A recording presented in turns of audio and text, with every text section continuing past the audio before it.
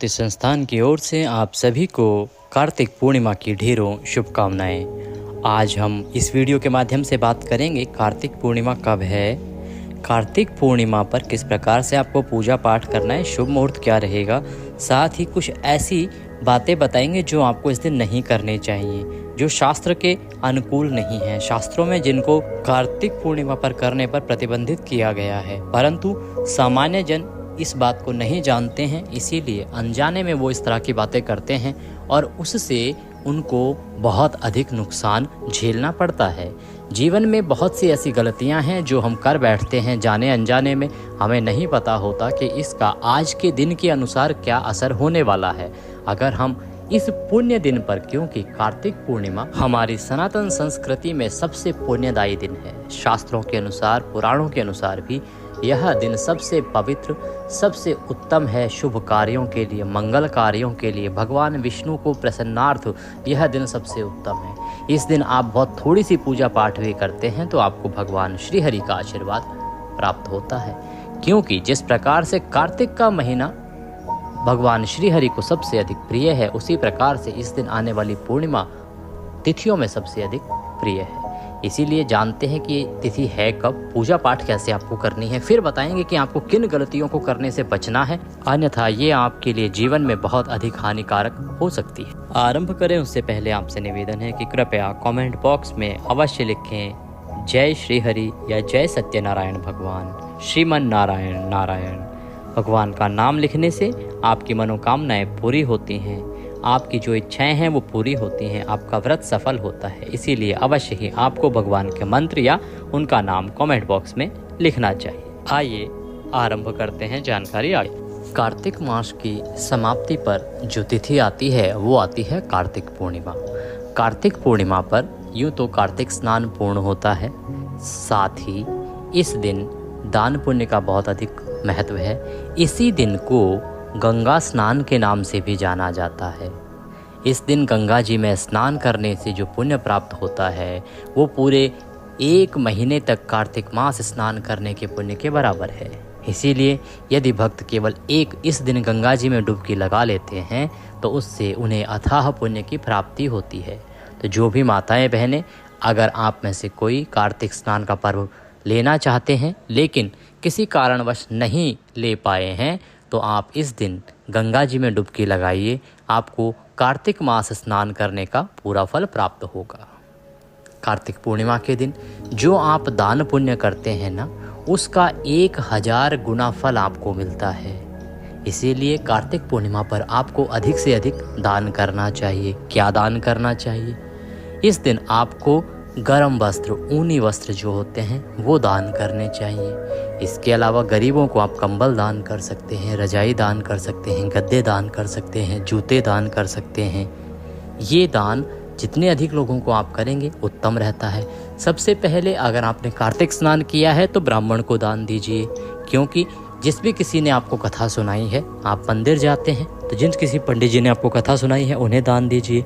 अगर आप ऑनलाइन के माध्यम से सुन रहे हैं तो जिनके यहाँ से आप कथा सुन रहे हैं उन्हें अवश्य ही कुछ ना कुछ भेंट दक्षिणा दीजिए और उसके बाद आपको गरीबों को दान देना चाहिए। इस दिन लंगर लगाने का, भंडारा कराने का बहुत अधिक पुण्य है, गरीबों को भोजन कराने का बहुत अधिक पुण्य है, ब्राह्मणों को भोजन कराने का बहुत अधिक पुण्य है। ये कार्य आप दान के रूप में कर सकते हैं। अब बात आती है पूजा क्या करेंगे। पूजा में इस दिन 2 प्रकार के व्रत होते हैं। पूर्णिमा पर सामान्यतः एक तो सत्यनारायण भगवान का व्रत होता है जो बहुत ही अधिक प्रभावशाली है। भगवान सत्यनारायण इस कलयुग में भगवान श्री हरि के ऐसे अवतार हैं जो आपकी सभी मनोकामनाएं पूरी करते हैं।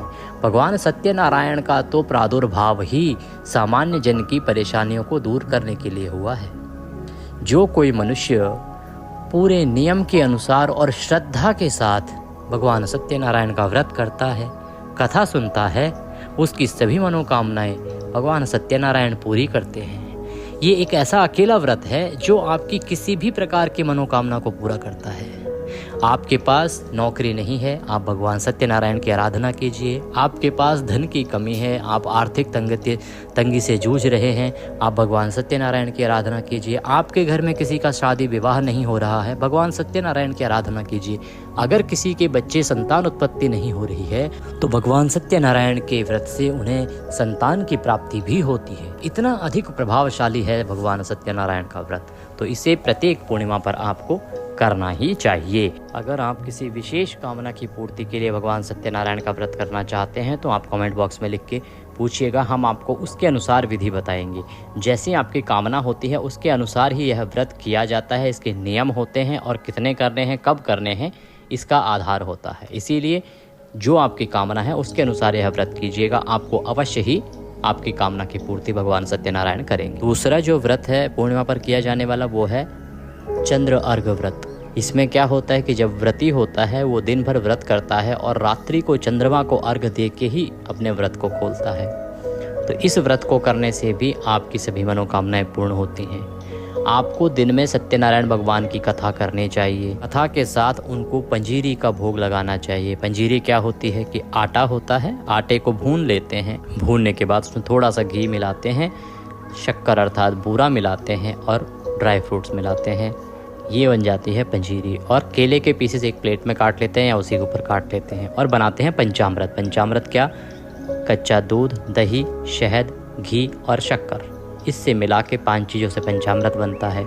इस पंचामृत के साथ पंजीरी का भोग भगवान सत्यनारायण को लगाया जाता है, उनको यही भोग प्रिय है, तो यह भोग लगाना चाहिए और प्रसाद बंधु बांधवों में वितरित करना चाहिए। जो व्रत है इसका वो बहुत अधिक कठिन नहीं है, क्योंकि सामान्यतया यह दोपहर या दोपहर के बाद ही खोल लिया जाता है, तो सभी के लिए करना आसान भी है। बस नियमों का ध्यान रखें, श्रद्धा का ध्यान रखें, भगवान सत्यनारायण अवश्य ही आपकी कामनाओं को पूरा करते हैं। तो इस व्रत को आप करेंगे, बहुत अधिक प्रभावशाली है। इसके बाद आता है दीपदान। अंतिम दिन है कार्तिक मास का। 365 बाती के दीपदान के लिए बहुत ही उत्तम है। इस दिन 365 बाती का दीपदान कीजिए, पूरे 1 वर्ष तक दीपदान का पुण्यफल आपको एक ही दिन में मिल जाएगा। कैसे कर सकते हैं इसकी विधि के लिए हमने वीडियो बनाया है, आप उसे अवश्य ही देख लीजिएगा। कुछ सवाल हो तो आप यहाँ लिख के भी हमसे पूछ सकते हैं। तो ये व्रत कर सकते हैं, ये पुण्य कार्य कर सकते हैं। अब बात आती है कि व्रत करना कब है और है कब पूर्णिमा से इस बार। उसके बाद बताएंगे आपको कि आपको किन सावधानियों का ध्यान रखना है ताकि जीवन में आपको किसी प्रकार का कलंक ना लगे, जीवन में किसी प्रकार की परेशानियां आपके सामने आपके जीवन में ना आएँ, और क्या हैं वो बातें जिससे भगवान सत्यनारायण या भगवान श्री हरि विष्णु इस दिन नाराज हो सकते हैं। कार्तिक पूर्णिमा की बात करें तो कार्तिक पूर्णिमा इस वर्ष 2024 में 15 नवंबर को मनाई जाएगी। सूर्य के मुख से पूर्णिमा है और पूरे दिन पूर्णिमा रहेगी, इसीलिए 15 नवंबर को पूर्णिमा का यह त्यौहार मनाया जाएगा। प्रातः काल 15 नवंबर को 6:19 पर पूर्णिमा तिथि आरंभ हो जाएगी और ये रात्रि को जब 12 बजे के बाद 16 तारीख लग जाएगी ना, उसके बाद 2:18 पर ये समाप्त होगी। ऐसे में पूरा दिन है, सूर्य के मुख से है, सबसे उत्तम दिन है। बात आती है शुभ मुहूर्त की, तो शुभ मुहूर्त अगर हम ब्रह्म मुहूर्त की बात करें तो ब्रह्म मुहूर्त 4 बजे से आरंभ हो जाएगा। सत्यनारायण भगवान की पूजा आराधना के लिए शुभ समय की बात करें तो वो समय आरंभ हो जाएगा सुबह प्रातःकाल 6:44 से और 10:55 तक। ये सत्यनारायण भगवान की कथा के लिए, पूजन के लिए बहुत उत्तम समय है, शुभ मुहूर्त है, इसमें कीजिएगा। चंद्रोदय की बात करें तो इस दिन जो चंद्रमा का उदय होगा वो होगा सायंकाल को 4:51 पर। इसके बाद आप चंद्रमा को अर्घ देके अपना चंद्र अर्घ व्रत पूर्ण कर सकते हैं। ये जानकारी हो गई शुभ मुहूर्त और पूजा के मुहूर्त के लिए चंद्रोदय की। अब बात आती है सावधानियाँ जो आपको इस दिन बरतनी ही चाहिए। सबसे पहले तो आपको जो व्रती है उसको ब्रह्मचर्य का पालन करना चाहिए। बातें आती हैं कुछ और महत्वपूर्ण जो सभी सामान्य जन को भी ध्यान रखनी ही चाहिए, अन्यथा उनको हानि हो सकती है। कार्तिक पूर्णिमा के दिन आपके द्वार पर आया हुआ कोई भी भिक्षुक खाली हाथ नहीं लौटना चाहिए। आप उसको कुछ ना कुछ दे के ही भेजें, उसको संतुष्ट करके ही भेजें। साथ ही एक सावधानी बताते हैं, यहाँ हमारा अभिप्राय ये नहीं है कि अगर कोई अनुचित व्यक्ति भी आता है और वो अनुचित मांग भी करता है तो आप उसको भी पूरा करें, उसकी आवश्यकता नहीं है। हम एक सामान्य व्यवस्था जो है उस हालात में बात कर रहे हैं कि यदि कोई भिक्षुक कुछ भी मांगने आता है गरीब, तो उसको आप यथाशक्ति जो आप में सामर्थ्य है उसके अनुसार दान दीजिए। अगर कोई उसको ग्रहण ना करे या कुछ और करे तो उस अवस्था में तो आप कुछ कर ही नहीं सकते, वो आपको जो उचित लगे वैसा कर सकते हैं। लेकिन सामान्य अवस्था में आपको किसी भी भिक्षुक को निराश नहीं करना है इस दिन, और अपमान नहीं करना है। आपके घर में बुजुर्ग होंगे, माताएं बहनें जो भी हैं, उनका अपमान आपको इस दिन नहीं करना है। कोई कटु वचन अर्थात कड़वा वचन उनको नहीं बोलना है किसी भी प्रकार का। आज के दिन इसका बहुत अधिक दोष लगता है। कार्तिक पूर्णिमा पर किसी भी व्यक्ति का अपमान करने से आपको बचना चाहिए। अपमान वह होता है जो बिना किसी की गलती के आप उसका करते हैं। अगर आप व्यवसाय करते हैं, वहाँ कोई कुछ बात होती है तो उसके लिए नहीं रोका जाता है, लेकिन जो आप किसी को अपमानित करने के लिए करते हैं, जानबूझ के किया जाता है या इंटेंशनली जिसे कहते हैं, उसको कहते हैं, और वो क्रिया इस दिन नहीं करनी चाहिए। अब कहेंगे इससे ये तो कोई दोष वाली बात होती नहीं है, इसमें कैसा दोष है। देखिए, इस दिन ग्रहों की स्थिति कुछ ऐसी होती है कि अगर आप इस तरह की कोई भी घटना घटित करते हैं तो उसका आपके जीवन में अनुचित प्रभाव होना ही है। आपको इस दिन शुद्ध शाकाहारी भोजन ग्रहण करना चाहिए। तामसिक पदार्थों का उपभोग बिल्कुल भी नहीं करना चाहिए, अन्यथा भगवान श्री हरि विष्णु नाराज होते हैं, आपको दोष लगता है। कार्तिक पूर्णिमा यानी दीपदान की पूर्णिमा, दान पुण्य की पूर्णिमा, परंतु दान पुण्य में भी सावधानी बरतना आवश्यक है। कुछ ऐसी वस्तुएं हैं जिनका दान इस दिन नहीं करना चाहिए, वह दोष के समान है। इस दिन आपको दीप दान करना चाहिए, परंतु चांदी की वस्तु में, चांदी के दिए में दीपदान नहीं करना चाहिए। चांदी की वस्तुएं किसी को दान में नहीं देनी चाहिए। दूध भी इस दिन आपको दान देने से बचना चाहिए, क्योंकि यह दिन चंद्रमा का भी दिन होता है। इसीलिए इस दिन चंद्र अर्घ दे के व्रत किया जाता है। इसीलिए दूध दान करने से भी आपको बचना चाहिए। सफ़ेद वस्तुओं में से दूध प्रमुख है, जिसका दान करने से आपको इस दिन बचना चाहिए, अन्यथा आपको चंद्र दोष लगता है और आपके जीवन में आर्थिक परेशानियां आ सकती हैं। आपको आर्थिक नुकसान उठाना पड़ सकता है, आपको धन की हानि हो सकती है। प्रमुख बात एक और जो आपको इस दिन बचना है इसको करने से, आपके घर के किसी भी कोने में अंधेरा नहीं होना चाहिए। ये प्रकाश का पर्व है, प्रकाश का दिवस है, प्रकाश का दिन है।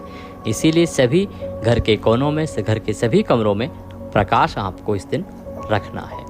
कुछ लोगों के संभोग से संबंधित प्रश्न हमारे पास आते हैं। जी हाँ, आपको इस दिन आपको इससे बचना चाहिए। एक प्रमुख सवाल जो हमारे सामने आता है बहुत बार, वो ये कि जिस भी किसी माताओं को, बहनों को जो विशेष दिन है उनकी शुरुआत अगर इस समय में हो जाती है, पीरियड्स की शुरुआत इस दिनों में हो जाती है, तो वो उनका नियम चल रहा होता है अगर पूर्णिमा व्रत का, तो वो करें या ना करें। देखिए, पूर्णिमा व्रत आपको करना है क्योंकि आपने एक नियम लिया हुआ है, उस नियम को नहीं तोड़ सकते हैं और ना ही तोड़ना चाहिए।